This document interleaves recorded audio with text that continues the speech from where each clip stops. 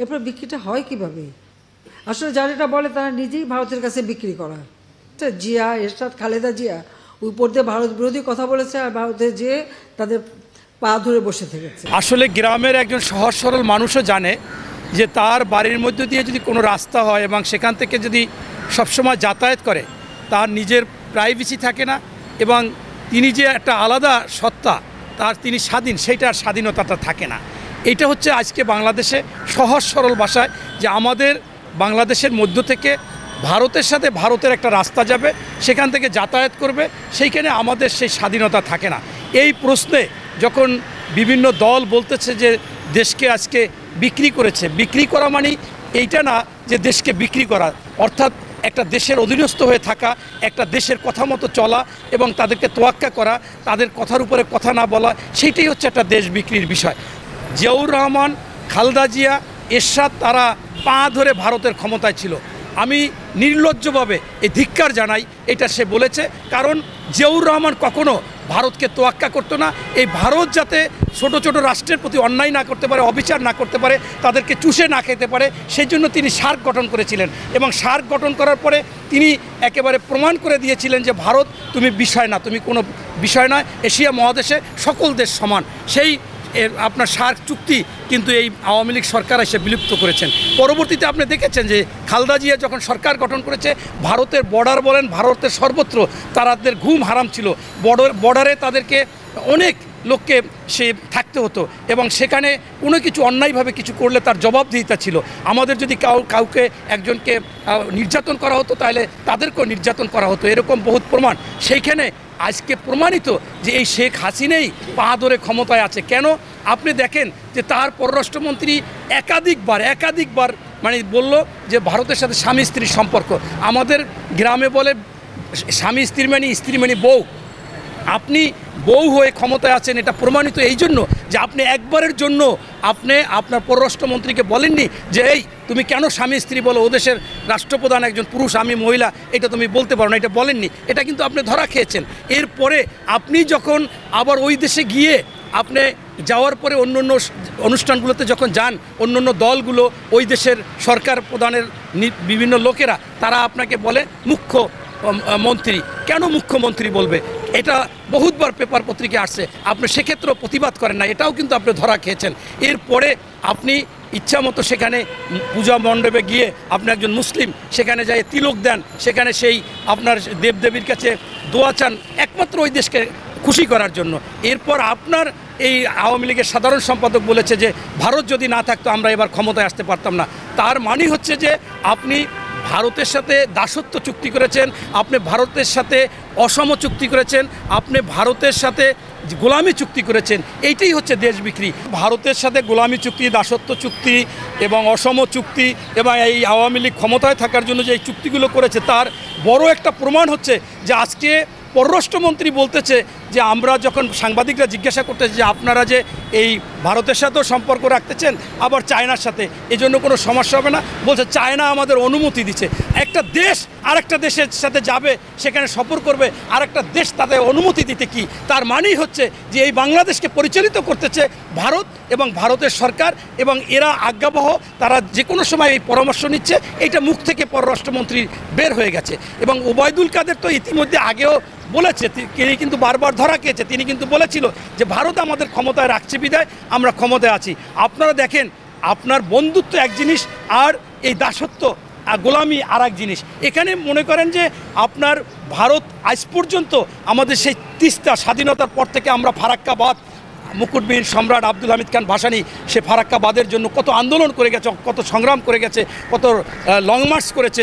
এরপর এই সকল বিরোধী দলগুলো, এমনকি আওয়ামী লীগও যখন বিএনপি ক্ষমতায় ছিল তখনও তারা তিস্তার জন্য আন্দোলন করেছে, আমরাও আন্দোলন করতেছি এখনও। সেই তিস্তা নদীর কোনো ফয়সালা কিন্তু নেই।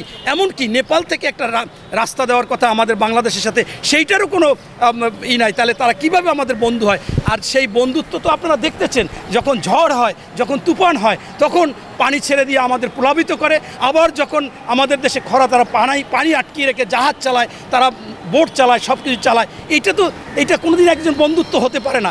অতএব এই যে চুক্তিগুলো অসম চুক্তি, এবং ওবায়দুল কাদের যেটা বলেছে, ওনাদের ক্ষমতায় রাখার জন্য একমাত্র বন্ধু হচ্ছে এই মানে ভারত কিন্তু বাংলাদেশের মানুষের জন্য না, বাংলাদেশের অন্য দলের জন্য না, শুধুমাত্র শেখ হাসিনা বা তার সরকারের জন্য বন্ধু হচ্ছে এই আওয়ামী লীগ। তাই আপনারা বারবার শুনেছেন যে বাংলাদেশে যে ভোট হয়েছিল 7ই জানুয়ারি, সেখানে কিন্তু সেই ভোট প্রত্যাখ্যান করেছে এবং বিদেশি পত্রপত্রিকায় লিখেছে 5% ভোট পড়েছে, বাংলাদেশে লিখেছে 10%। সেই 10%ও যদি হয়ে থাকে তাহলে 90% মানুষ বয়কট করেছে এবং এই শেখ হাসিনার নৌকা যে বর্জন করেছে, বয়কট করেছে, তার প্রমাণ হচ্ছে শেখ হাসিনা নিজেই তার স্থানীয় সরকার নির্বাচনে তার নৌকাকে বঙ্গোপসাগরে ফেলে দিয়ে তারা সেই নৌকা প্রতীক উঠিয়ে দিয়ে অন্য মার্কা বলছে যে তোমরা একটা নির্দলীয় নিরপেক্ষ নির্বাচন হবে যে আসতে পারে। তার মানে হচ্ছে যে শেখ হাসিনাও জানছে যে বাংলাদেশের মানুষ আওয়ামী লীগকে ঘৃণা করে বয়কট করেছে, বর্জন করেছে, নৌকাকে ঘৃণা করে বয়কট করেছে, বর্জন করেছে।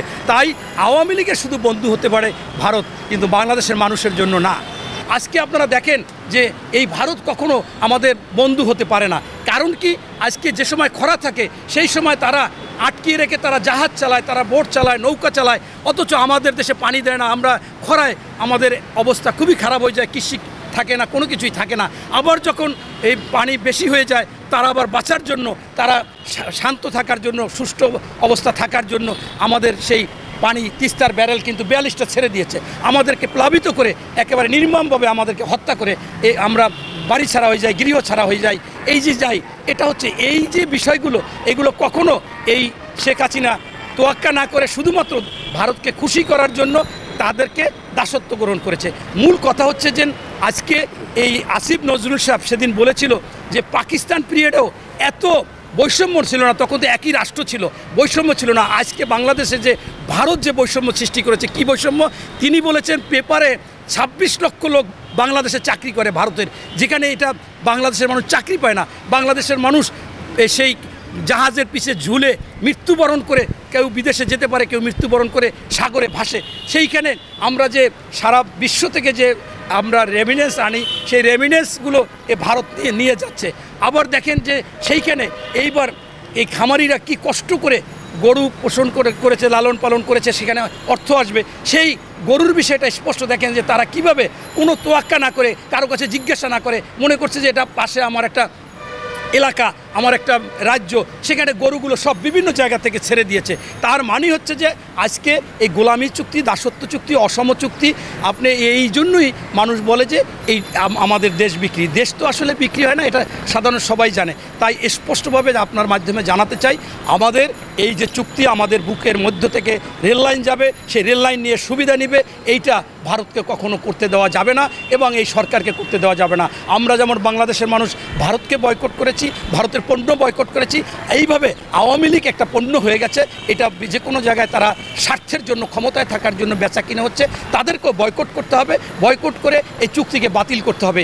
এই আন্দোলনের মাধ্যমেই আজকে এই সরকারের পতন করতে হবে। কারণ বাংলাদেশে 90% বেশি মানুষ কিন্তু এই সরকারকে কোনো সময় চায় না। আর তারপরেও এই সরকার ভারতের আজ্ঞাবহ হয়ে, ভারতের পা ধরে, ভারতের বুদ্ধিতে, ভারতের কায়দাকরণ করে এই সরকার ক্ষমতায় আছে। এটা আপনারা আগেও প্রমাণ পেয়েছেন। তখন হোসেন মোহাম্মদ রাষ্ট্রপতি এরশাদ সাহেব জীবিত ছিল, তিনি 2014 সালে নির্বাচনের পরে সাংবাদিক সম্মেলন করে বলেছিল যে আমি টাকা পয়সা ফর্ম জমা দিয়েছি ঢাকা ক্যান্টনমেন্ট, আমি কিভাবে সেই যে রংপুর থেকে নির্বাচিত হলাম সেটা প্রধানমন্ত্রীর কাছে প্রশ্ন করেছিল, সাংবাদিকদের কাছে প্রশ্ন করেছিল, সেই উত্তর কিন্তু আজও হয়নি। এবং তিনি বলেছিলেন যে আমি সুস্থ মানুষ, সুজাতা সিং আমাকে অসুস্থ বানায় হাসপাতালে ভর্তি করাইয়া এই ধরনের ঘটনা ঘটাইছে। এর প্রমাণ হয় যে ভারতের আজ্ঞাবহ, দাসত্ববোধ, গোলামি, এইভাবে এই সরকার টিকে আছে শুধুমাত্র ক্ষমতায় থাকার জন্য। আজকে তারা 2008-এ সেনা সমর্থিত ক্ষমতায় আসছিল, 14-তে এই ভারতকে নিয়ে, আবারও 18-তে ভারতকে নিয়ে দিনের ভোট রাতে, এবং 24 সালও সেই একই ঘটনা ঘটিয়েছে। তাই আমরা যে যেখানে থাকি, আসুন আমাদের এই বুকের স্বাধীন দেশের বুকের মধ্যে থেকে কোনো এই গোলামি চুক্তি, দাসত্ব চুক্তি, অসম চুক্তি হতে পারে না। সেই চুক্তিকে আমরা বাতিল করতে হবে এবং এই সরকারের পদত্যাগ করতে হবে। ধন্যবাদ।